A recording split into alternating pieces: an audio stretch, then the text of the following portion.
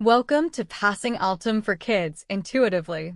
This is a friendly on-ramp to the SOA exam. We teach pictures first and jargon later. It is the same 9 idea families as the serious playlists, just a gentler voice.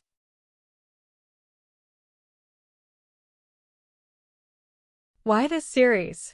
Altum gets easier when you can explain an idea to a curious beginner. Once the picture is clear, the symbols stop feeling scary. Full solutions and adult strategy live in the other playlists.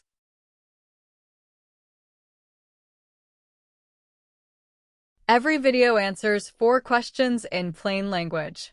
What is the idea? Why does the exam care? How does it work with an everyday analogy? And how do you reason when a question shows up?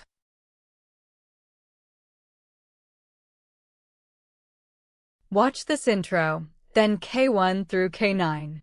Optionally watch a feel video after the matching K episode. Then drill the ladders in the companion study docs. Audience setting is not made for kids. This is adult exam prep in plain language. That is the picture. Next, climb this family's ladder in the companion study docs, or watch the next kids episode in the playlist.